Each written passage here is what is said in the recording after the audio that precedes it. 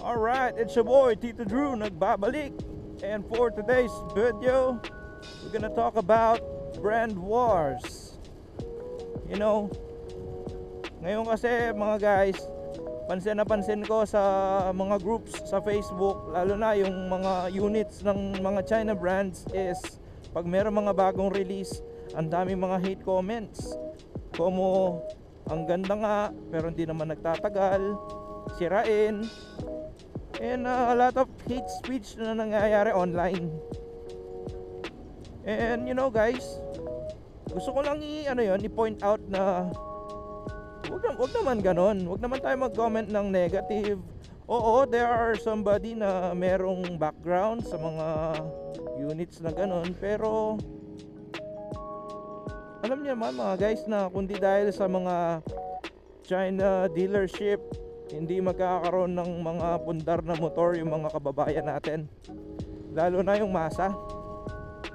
Imagine, hindi naman lahat ng mga tao guys makaka-afford na makabili ng yung mga Yamaha, Honda, ganun, Suzuki, kasi hindi naman lahat afford, diba? Kailangan pa nga natin maging thankful sa mga yan kasi they are offering low down payment and low monthly. And yung pag-aalaga naman sa motor guys is nasa tao naman yan. Personally, I own Euro motorcycle. Nakakolong-kolong siya. Pero dahil maingat ako gumagamit, alaga sa langis, hindi naman siya nagkaka-issue.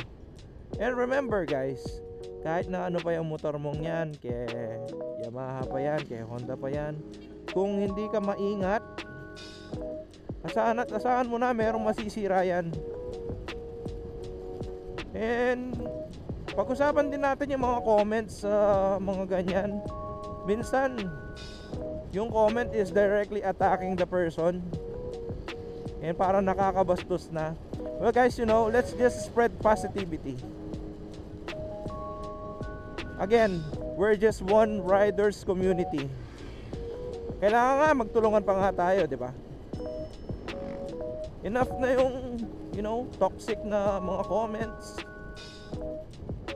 Why not, mag-suggest tayo paano mapaganda pa o ma-improve or paano i-maintain yung mga motorcycle natin. Hindi yung tatawanan pa, iinsultuin pa yung tao. Huwag naman ganun guys. And syempre, andun na din tayo yung mga China brands gaya ng Rusi. May mga ginagaya silang mga concept.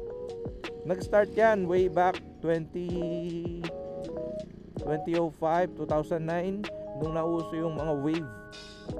Yung mga wave dun ginagaya ng Rusi or ng mga other China brands.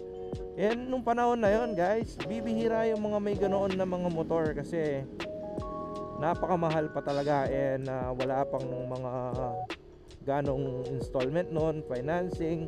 Kaya yung mga tao, tinangkilik talagang solid ang mga China brands. And enough na tayo sa word na branded, kasi yung word na branded guys is brand. It means yung pangalan nung company, pangalan nung motor.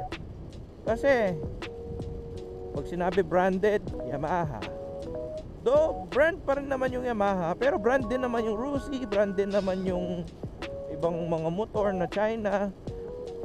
Hindi ako nag-aano dito guys ha. I'm not putting my side on anyone. I'm just neutral. Doon lang tayo sa tama. And again, pinopoint out natin dito is yung mga bad comments and yung mga tao na dinadown yung mga China brands. Huwag ganon guys.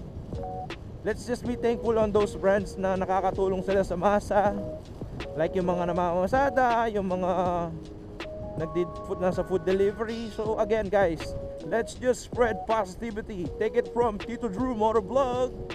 Hanggang sa susunod na kabanata. Alright.